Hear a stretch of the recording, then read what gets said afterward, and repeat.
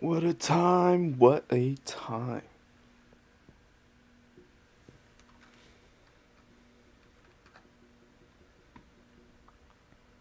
We're a couple minutes early, but we might as well get started.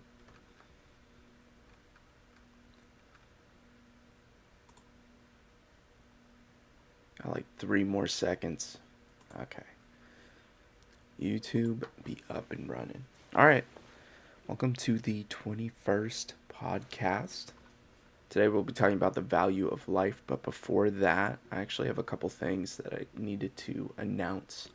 Uh, so, one thing that's changed with how this podcast outreach is going to go, Discord has turned off their Discord discovery, stage discovery feature, meaning people over Discord won't actually be able to see us on a public, or rather in like the stage discovery area.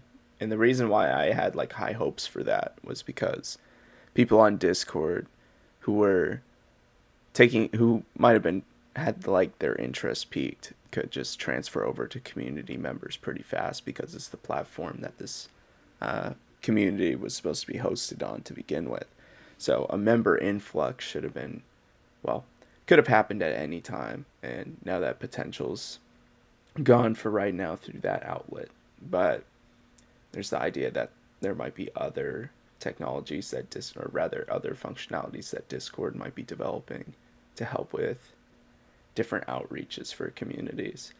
Um, I mean, we didn't get too much out of it, but there was like that little bit of exposure. People actually went to like stage discovery to take a look at who was hosting stages at the time. So that's a unfortunate event. They do they did actually send out like an article to different community servers to tell them about what like the plans were in the future. So if you wanted to take a look at that, that's actually in the Discord as well. So if you join the Discord community, and then there's a community updates channel that you can go see where that link is. Or maybe I could be less of a piece of shit and just add it to the add it to the places that need that information. I might as well do that as well. I won't try and make it exclusive. What else? Oh yeah. So I guess a little personal thing about me that's happened over the past like couple days ish. It's like I've been gaining weight, and it's so hard to identify what the change in your behaviors is to understand what that was. And it's not even like a significant amount of weight. I haven't seen myself like 2 pounds heavier than what I was before in a long time. And it doesn't feel like I've changed anything. But my drinking habits have been pretty bad. My sleeping habits have been even worse. It's like I don't even have a consistent sleep schedule at the moment, as much as I want it to be consistent. So I've seen that as inspiring though, like the unpleasant change in my progression with weight is inspiring to do more. So maybe we'll see something change out of me over the next couple days. Hopefully turns into a habit after that. Okay. What else do we got? No, I think that's about it. So, um, to be honest, I'm not really too sure why the value of life was inspired for today's podcast. I just felt the need to. Uh, hmm. I think it started with the question of, since I wasn't feeling too great about myself the past couple days, it's like you get into this mindset of, is my it's like, are my conditions making me feel worse about myself? And where's my actual real life value and whatnot? I don't know. You get into the spiral of like the depressing thoughts, and it's it's hard to come out of. But I'm definitely not in like any dangerous spot. It was just like some, it's the chain of dark self pity events that go along. So yeah, today we'll be talking about the value of life because I guess I thought about that over the past couple days. And we'll be talking more about like just human life. There's going to be a huge section on human life. And then I have less talking points about like life in general and like animals versus domestic animals and then like plant life as well. All right. Let's go over what I got. So in that outline, which is also found in like the various description boxes that I got, they're all back to the outlines of what I have for these talks. Um, so for general human life value,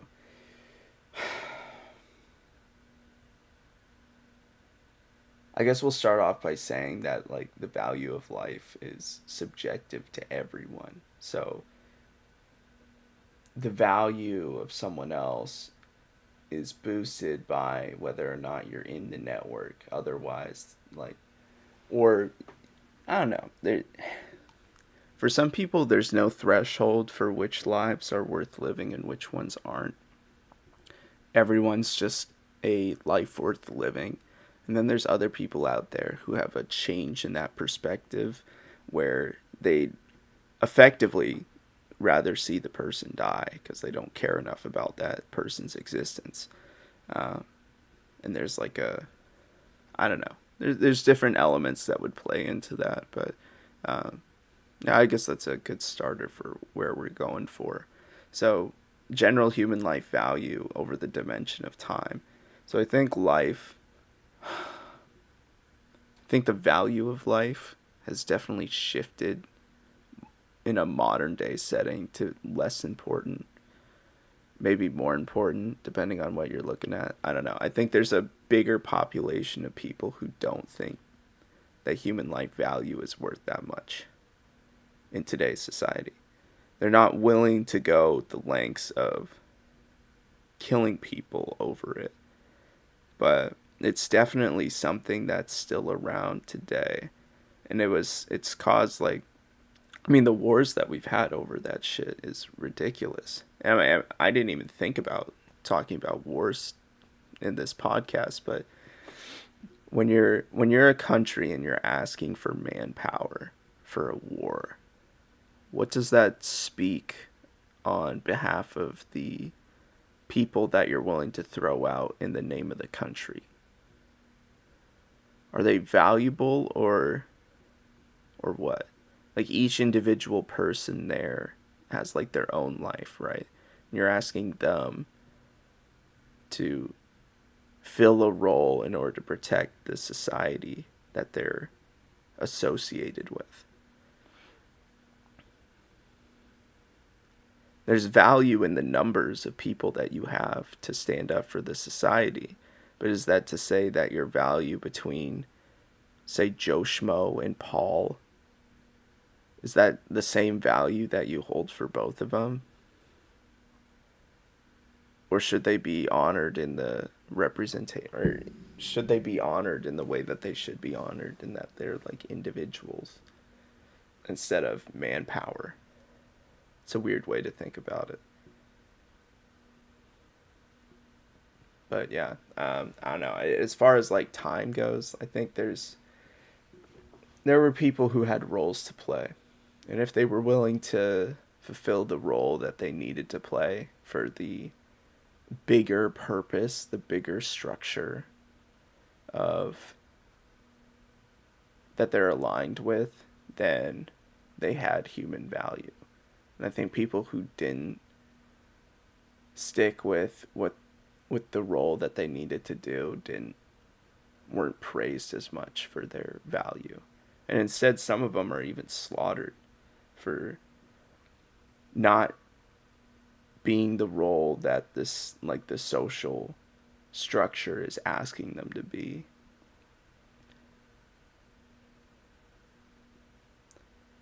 But now is a safe I okay, okay. You know what? Sure. So if we go with that, there's the perspective that people in general didn't have a high life value to begin with. And I think it's pretty uncommon for people to believe in others had high value. What's changed between then and now is that there are laws in place to to describe that you can't it's not that you can't view someone so low, it's that you can't kill someone over how low you think they are in terms of human value. So there's laws set up around to make sure you don't screw up the social laws that the society has in place. And someone needed to say that every life mattered. So much so that there will be criminal offenses if you betray those laws. Okay, fair enough. General human life value, location wise. That's pretty interesting because, say in America, there's like a 50% population that has a lower, generally speaking, lower human life value. And that's just a random out of my ass statistic that I just threw out. But say if you went over to like some African country and it had like a higher life value,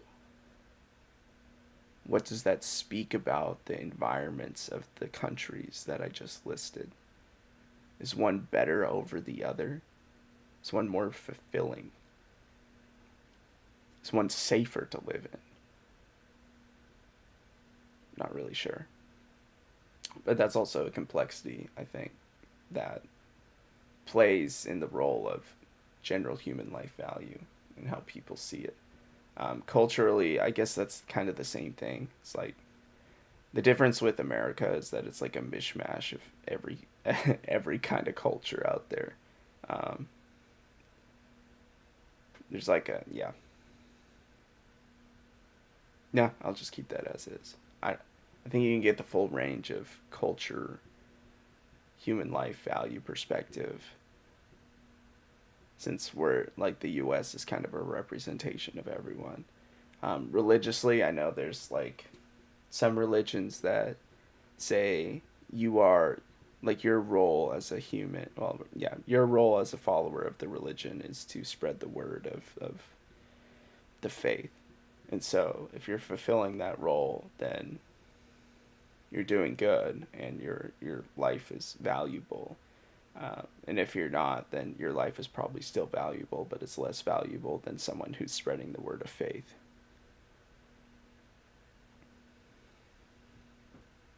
So even then, there's like kind of a hierarchy system of human life and the value associated with it.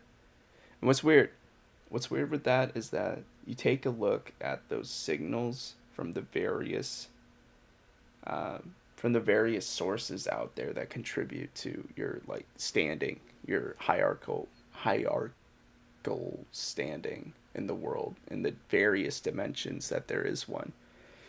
And you see how you place among, I guess, the rules set out to you, and then you reflect upon the choices that you made and the standing that you're at, and you make a decision whether or not what's meaningful to pursue forward. Like, do you see your standing as like inspirational, or are you deterred by the idea that you're stuck at the place in the hierarchy?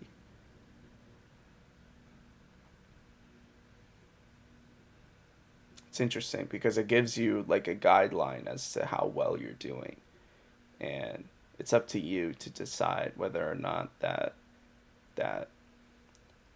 guideline, those requirements, are how you should be identifying whether or not your value or your existence has value. That's pretty fucked up. Anyways, I'll move on from there. Does value change with who you are? So like some of the dimensions that I thought about were like your age, so being a child or being an adult or being some oldie, like your gender or sex, being like man or woman. How much does your value change through that? It's like there's a typical situation where I've heard this scenario before. It's like you save like a set amount of people and you have to choose from a group of children, women, men, like elderly, and like a lifeguard. I forget the specific like the actual scenario for it, but I've heard it before. I think other people know of that as well. If you were to like save a couple people from that, what kinds of groups would you be pulling from? And I think most people, when they answered that question, was mostly like the children and the women. And I think that's a pretty common trope amongst different stories out there. When you're in the belief of holding things valuable, I think it's always the men that comes below the elderly, or yeah, the men come below like the elderly, the children, and women. And then the elderly go after that. I'm not too sure if children and women are held at the same level in terms of human life value. They seem kind of interchangeable, and it's hard to pinpoint why those two. I mean, it's easy to know why those two are there because women can reproduce. Therefore, their ability to extend the extend humanity is like key necessary. But men are too, so you know. but men are still thrown under the bus. Maybe it's because there's like some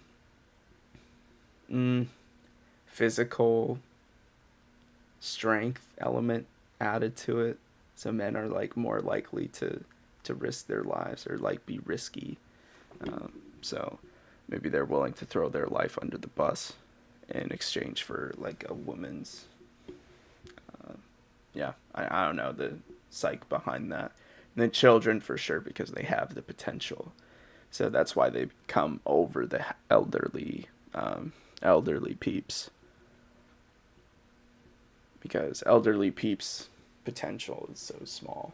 It's smaller in comparison to like the children. Does your value change with who you are if you're a celebrity? It's interesting because there's so many sources willing to tell you that your value as a celebrity is high. Because it's not the celebrity status that I guess some people view like social status as a means to human value, but most of the time people have shown competence somewhere, so much so that they're now a celebrity. So it's not like they just got random ass fame and now have like the social status behind them. It's more like they've proven competence and or like capitalized on an opportunity and therefore became someone bigger than who they are, so much so that they're socially recognizable. Are those people more valuable than people who aren't celebrities? Not really sure. Criminals, so people who go against like the social law of the society. Um, I mean, there's some societies out there that still believe in like the death penalty. So, like someone screwed up so much socially that they thought it was more worth killing the person than having them live. So their like life value is completely out the door after like creating like a big mistake. Um, then in my next point, I have like important people to society. I think what I meant here is like economically important people to society. And then there's also like, depending on the society, it's like there's always leaders, right?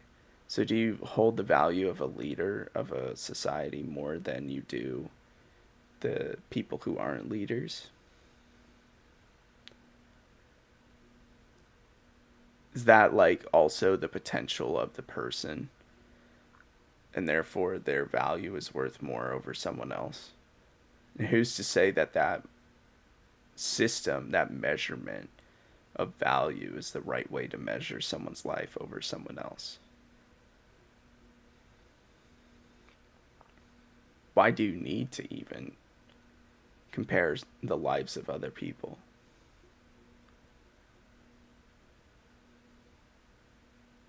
Why is there a comparison at all? It's probably because you don't have a better way to measure your human life value.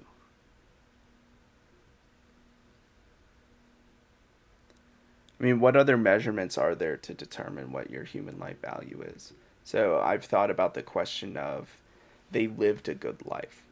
It's like you point at someone and I don't know, maybe they're on the verge of death and you're like trying to be reminiscent of the life that they lived. And someone blurts out they lived a good life. How do you measure that? Is that the experiences of that person and what they did through their life? Is that the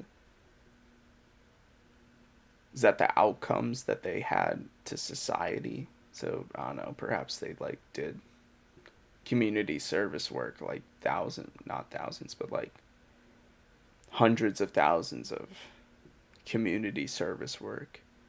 Is that what determines the good life or the bad life? It's like, how do you measure that? And which one do you go with, if it's based on output or if it's based on the experience of that person? You also do that with animals too. Animals, plants, I guess anything that has a life. It's like what kind of measurements go into that? And which one should you even look at? Which one's the most important one? Do you go with the one that makes you look the best, or do you go with the one that the individual subjectively believes in is the better one to be measuring with?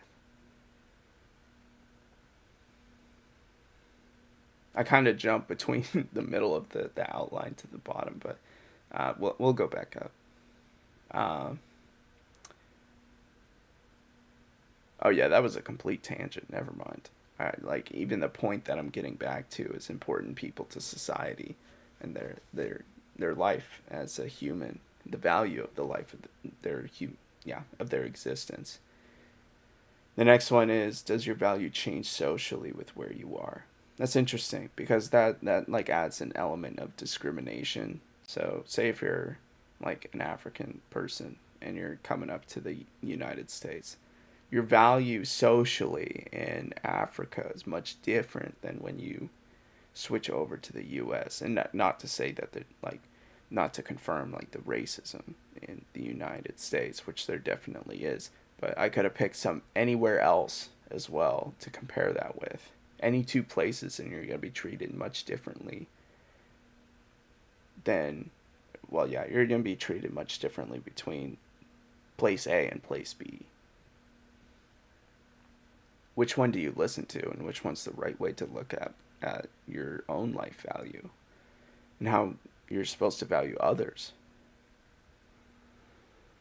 Because one place may be like discriminatory towards I don't know, a specific identity, ethnic identity, and then there's other places that are more accepting of everyone else. So it's like you indiscriminately value the life of others at a high value, or you can indiscriminately value others' lives at like a low value. And then you're also defining your own value through the how other people treat you. And socially, that's going to be different between place A and B.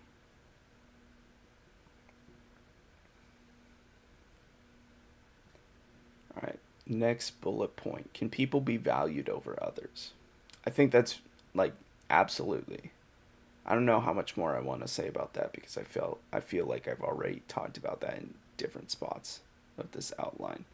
But yeah, the thought was the discrimination effect. It's like based on your identity, can you be valued highly over others? I mean, take a look at the Nazis. Nazi Germany just thought that like the Jews were such an awful existence, so much so that they needed to be mass slaughtered. And that was the start. Because really the idea was that like Germans were the superior race to everyone else. And therefore, you know, their value is worth so much more than everyone else's, so much that they should be the only people living and everyone else should be dead.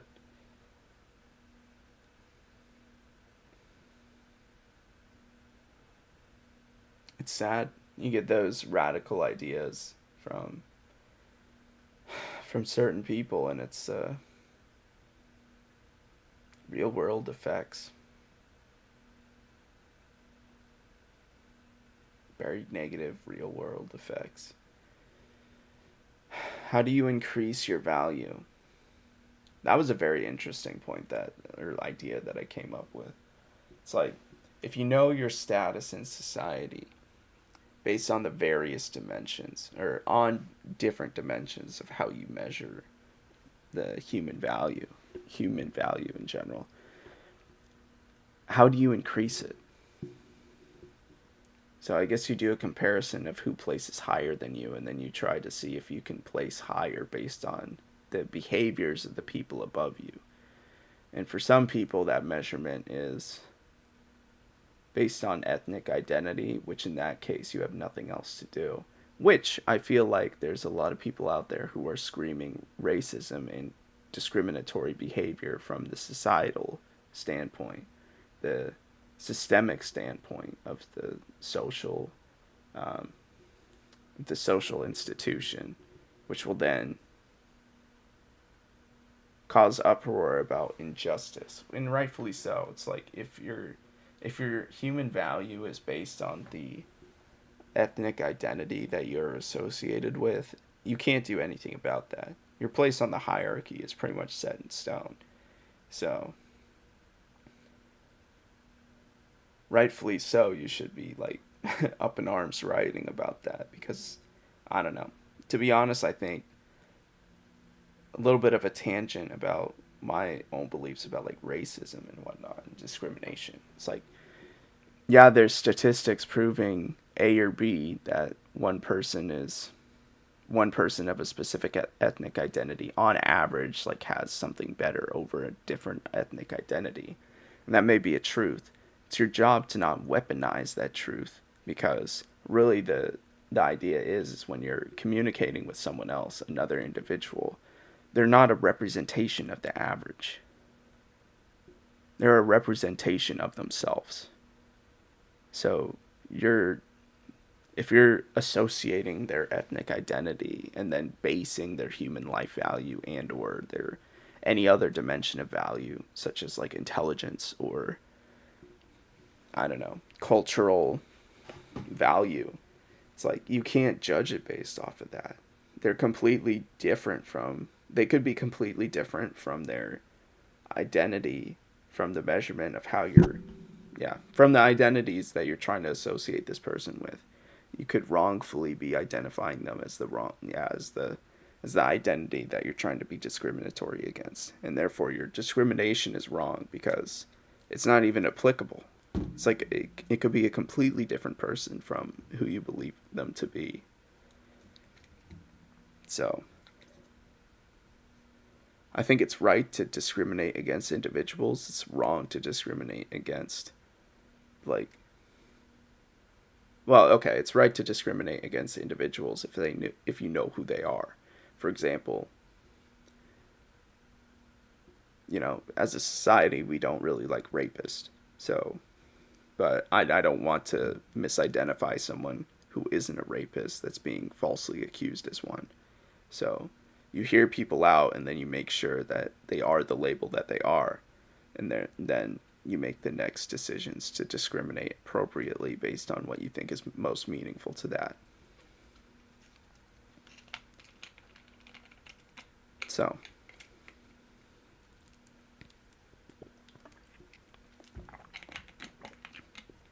this is an interesting point. Why would you want to lower your value, your human life value? Self-pity, perhaps? I suppose that would be like just a confirmation bias thing. It's like you see yourself much lower than who you actually are, than how like other people are seeing your human life value at.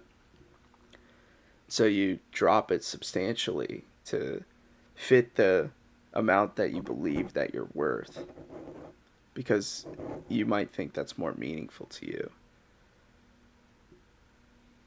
So you would do what you would need to do to experiment about how to drop your human life value.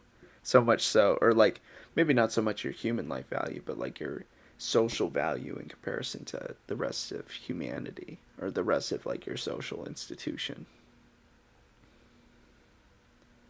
So maybe you think it's better fitting that your value is much as like a much lower value.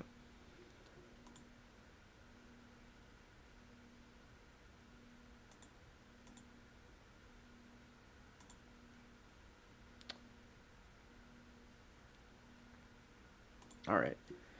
So the next one I got is which value should you listen to? So I think there's multiple dimensions that we already mentioned before about which which kind of value you need to be looking at. So I think there's social value to individuals, and actually I wanted to change this to economic value because I think economic and social value are a little bit different. Or actually, no, that's wrong. So I wrote social value versus social media value. I wanted to change social media value with economic value instead. Um, because I think social media value actually fits under social value. Because I think you could have low economic value and still have a bunch of social value. And in fact, I think they even like influence each other. So say if you have social value, you also have economic value because and you could totally point that out with the instance of like a Instagram celebrity. So if some Instagram person or if a person wants to come to fame through like Instagram, they get a bunch of social traffic, social value traffic, then people who want to capitalize on that economic opportunity and like have them do like sponsorships just for promotions for their own company.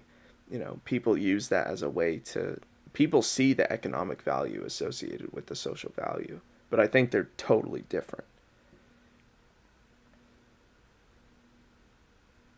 because I think economic value also speaks to, I don't know, like CEOs like Jeff Bezos. I mean, old CEO, but you know, anybody who's had like the title of CEO definitely has like economic value. So anybody high up on like the of yeah, anybody high up within the company of the global market. Holy words. Anybody high up in any of the companies that are well recognized by the market has a bunch of economic value. That's what I meant to say.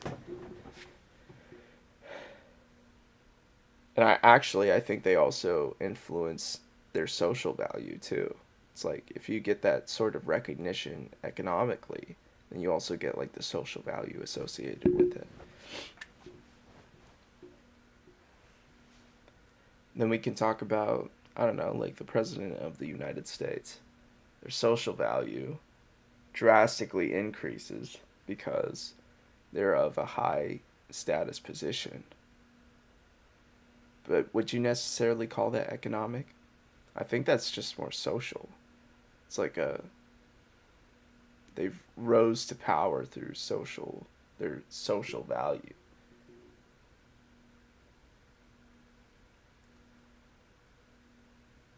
Because the market, I don't even know how to word that one out. You know what? I'm gonna table that idea for now. Anyways, then I think there's the last dimension of just like value as a human, and it's like you're humbling yourself back to the idea of your humanity is what's most important. It's like your individuality and the things that you do aside from like the social and the economic influence. It's like how do you value your life? I think that's like one of the last dimensions there. But it's hard to tell though, right? I think a huge part of the upcoming depression um, pandemic, it's I think it's a very modern problem, and for the reason of people don't know how to balance out the social value, their own economic value, and then also just like people are willing to dismiss the humanity element to it as well, or the humanity, like you're just valuable because you're a human. Like people don't really see that anymore in that simplistic form. I think people have a broader sense of, well, actually no, they just have more data points when it comes to like social value. I think the reason why social value is such a damning hierarchy to be basing your life worth off of is because you have exposure to various platforms out there that are willing to tell you how other people are making it in the world through Instagram, through Facebook, through all these different social media outlets, TikTok. And you see the kind of traffic that they're bringing into the world. Maybe thousands, maybe hundreds of thousands, maybe even millions of people. And that's even such a small portion. Can we even talk about like how small of an audience that even is? 1 million people isn't anything. There's still 8,000% of that number of the world population out there for that. And yet people still think like, I mean, 1 million, don't get me wrong, 1 million people is still 1 million people, but in terms of the overall population of humanity currently, that's a very small, it's not even a percentage point.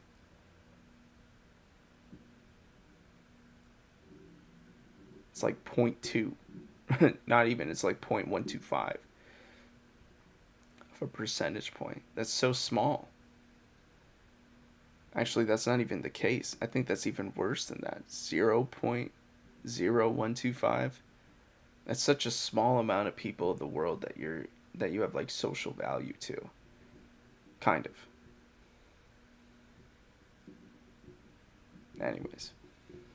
Yeah, there's that dimension to also be talking about. Um all right, I'm willing to put that down. So, instead we're going to talk about like the value of life in general. And it's weird because Mother Nature's got like this weird way of saying life has like a purpose to it, and the experience that that thing lives through life is doesn't matter to nature. Example. So say if you're say you see like turtles, right? And the turtles get born and then they have to walk down like the beach in order to get to the ocean. But there's a bunch of predators that go along with that. So really the baby turtles are fighting for their life, or not really fighting. They're pretty harmless. They have to run for their life in order to survive the world, which is a very cruel way of Mother Nature saying like, you know, you live and you have to have this inherent survival tactic to run to the shore. So, you know, what kind of life are you talking about there? Which one's in the right though? Because I mean the predators are hungry, right? So if they don't eat, they don't live. But if you're one of those small turtles, you can't even fend for yourself. You're just like running down and trying to live out your potential, and you just don't sometimes.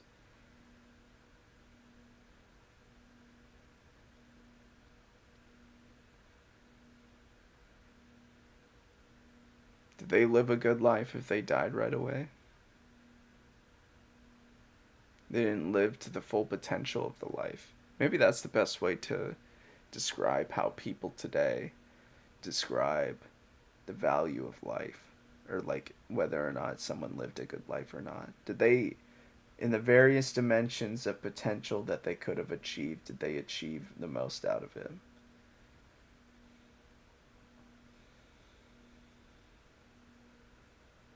Weird thought. I mean, you would think that life in general is worthwhile, but sometimes you gotta take a life in order to live yours out. I mean, humans do that already. I mean, talking about like animals, killing animals for food. It's pretty much what we do. We're ending a life in order to extend the lifespan of ours. we take away from plants, which are living things in some. Are plants living things? Yeah, yeah. I don't know why I just phrased that as a question. That's like so trivial. But you take a look at like a potato, it sprouts up, and then you take it. Are you eating a living thing? I mean, it's a vegetable. Huh. Weird thoughts, weird thoughts. Animals and domestic animals. We already talked about like animals in general, but like domestic animals. So let's talk about like house cats, right? Because I've got one. How would I describe whether or not my house cat has lived a good life or not? Is it based on what I did for them? Is it based on like how content they feel when they're living day to day? It's like, how do you describe the good life of a domestic animal? They like experience the full range of. I guess it goes back to how humans describe each other. It's like, did they live to the full potential of what they were capable of? Yeah, did they live out their potential? I guess is really it. So I think there's a time factor when it comes to house pets. Did they live to the full duration of what that species lifespan is supposed to be? So like for my cat, did they live out for like 20 years? Yes or no? I don't know. I mean, one of my cats lived up to like maybe a year, or maybe it might have been like 6 months. We had a very it's a unpleasant experience, but we had a cat called Cutie Pie, and it didn't last very long. It was a real shame. I wouldn't describe that as living a good life, but and I think other people could argue that it was. It's like, did you live out the full potential within the time that you had? Sure. But for me, I think the time element should be the span of the lifespan of how long you were supposed to live, too. How much of your potential lifespan were you supposed to live out? I feel like that'd be wrong, but I don't know. Life is just, it's hard. Am I dismissive of the fact that, like, I should just treat the life as individual instead of judging it based on the statistical average of how the species usually lives out? If I were to die tomorrow, would I have lived a good life? I don't really know. I don't think so.